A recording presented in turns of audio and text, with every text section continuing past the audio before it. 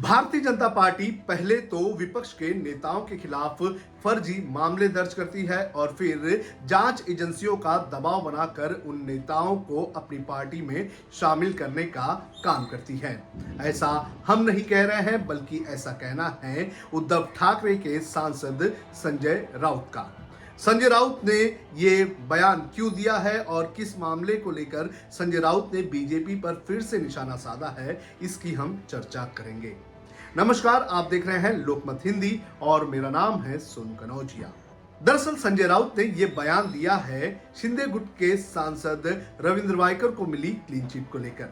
आपको बता दें कि रविंद्र वायकर के खिलाफ एक लैंड ग्रैबिंग के मामले की जांच मुंबई ईओडब्ल्यू कर रही थी और ईओडब्ल्यू ने अब इस पूरे मामले में अपनी क्लोजर रिपोर्ट फाइल करते हुए रविंद्र वायकर और उनके साथियों को क्लीन चिट दे दी है। सबसे पहले समझ लेते हैं कि कौन है रविंद्र वायकर। रविंद्र वायकर एक वक्त तक उद्धव ठाकरे के काफी करीबी माने जाते थे, लेकिन 2024 के लोकसभा चुनाव के 2 महीने पहले उन्होंने एकनाथ शिंदे की शिवसेना ज्वाइन कर ली। एकनाथ शिंदे ने उन्हें लोकसभा का चुनाव भी लड़वाया। रविंद्र वायकर इस वक्त मुंबई नॉर्थ वेस्ट से लोकसभा सांसद हैं। रविंद्र वायकर की ये जीत महज 48 वोटों से हुई थी। उनकी इस जीत को लेकर भी सवाल खड़े किए गए हैं। रविंद्र वायकर उद्धव ठाकरे को छोड़कर एकनाथ शिंदे की शिवसेना में शामिल होने वाले शिवसेना के आखिरी बड़े नेता थे। कहा यह भी जाता है कि जिस मामले को लेकर अब ईओडब्ल्यू ने रविंद्र वायकर और उनके साथियों को राहत दी है, उसी मामले को लेकर रविंद्र वायकर ने उद्धव ठाकरे की शिवसेना छोड़ी थी और एकनाथ शिंदे का दामन थामा था। अब जानते हैं कि किस मामले में ईओडब्ल्यू ने रविंद्र वायकर को राहत दी है। वायकर को जिस मामले में क्लीन चिट दी गई है वो मामला जुड़ा हुआ है एक 500 करोड़ के कथित लैंड ग्रैबिंग से। एफआईआर के अनुसार मुंबई के जोगेश्वरी इलाके में एक जगह के निर्माण को लेकर बीएमसी और रविंद्र वायकर के बीच एक समझौता हुआ था।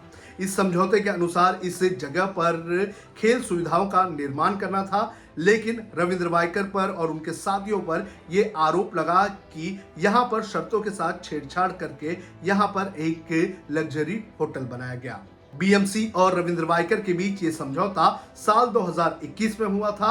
उस वक्त राज्य में महाविकास आघाड़ी की सरकार हुआ करती थी। उद्धव ठाकरे राज्य के मुख्यमंत्री थे और रविंद्र वायकर जोगेश्वरी से विधायक हुआ करते थे।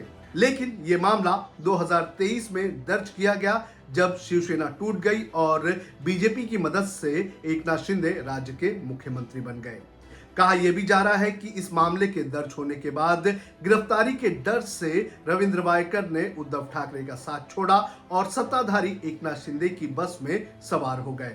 इस मामले में शिकायतकर्ता बीएमसी थी और इसमें रविंद्र वायकर के अलावा उनकी पत्नी और उनके बिजनेस पार्टनर्स का भी नाम शामिल था। अब समझ लेते हैं कि ईओडब्ल्यू ने क्या कहकर क्लीन चिट दे दी है। ईओडब्ल्यू ने अक्टूबर 2023 में रविंद्र वायकर और उनके साथियों के खिलाफ यह मामला दर्ज किया था। इस पूरे मामले में शिकायतकर्ता बीएमसी थी, लेकिन गुरुवार को मुंबई के सेशंस कोर्ट में ईओडब्ल्यू ने जो अपनी क्लोजर रिपोर्ट फाइल की है, उसमें ईओडब्ल्यू ने यह कहा है कि जो शिकायत बीएमसी की तरफ से दर्ज की गई थी वो शिकायत आधी अधूरी जानकारी और गलतफहमी पर आधारित थी। ईओडब्ल्यू की इस क्लोजर रिपोर्ट के बाद संजय राउत ने सत्ताधारी पार्टी पर जमकर हमला बोला है। आप भी सुनिए क्या कहना है संजय राउत का। वो शेड्यूल ऑफेंस को रद्द कर दिया क्योंकि ईडी को आसान हो जाए, उसका मतलब है। और ये बोल रहा है ईओडब्ल्यू की, क्या बोल रहा है, गलत फहमी से हमने ये एफआईआर लॉन्च किया था। भाई ये कौन सी गलत फहमी ईओडब्ल्यू कर रही है? तो जो गलत फहमी से जो ये एफआईआर लॉन्च किया था, वो जो अधिकारी है ईओडब्ल्यू के चीफ है, उसके खिलाफ एफआईआर लॉन्च करो। आपने एक ऐसे व्यक्ति को मजबूर किया पार्टी छोड़ने को आफ्टर दिस एफआईआर, डर के मारे। वो डर गए बेचारे, वो डर गए। अपने आप को टाइगर समझता था लेकिन डर गया। तो जो अधिकारी है, अफसर है ईओडब्ल्यू का, उसके ऊपर आप कानूनी कार्रवाई होनी चाहिए। उसका मतलब है आप लोग पॉलिटिकल राजनीतिक दबाव और इस प्रकार से खेल करके जो विरोधी है उसके ऊपर एफआईआर लॉन्च करते हो, फिर ईडी के पास भेजते हो और ईडी कार्रवाई करती है। हमारे जैसे लोगों के ऊपर भी ये है। तो बात ये है कि एक तो आप झूठे मुकदमे दायर करते हो, ये मान्य हो गया आप झूठे, तो आप ये सभी लोगों की माफी मांगो, वाइकर की भी।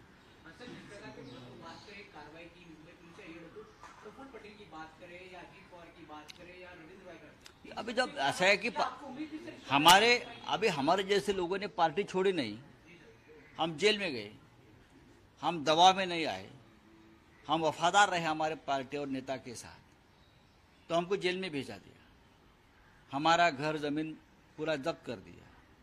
अगर हम पार्टी छोड़ देते दबाव में आकर उनके बीजेपी के, तो हमारी भी छुटका हो जाती, हमारी जमीन घर सब छोड़ देते।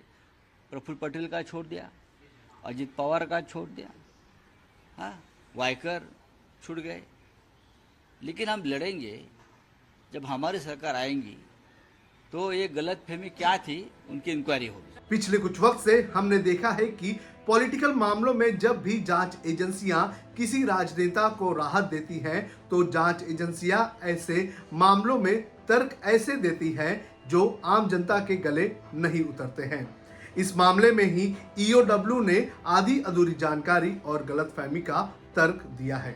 आपका इस पूरे मामले को लेकर क्या कहना है, आप कमेंट करके हमें जरूर बताएं।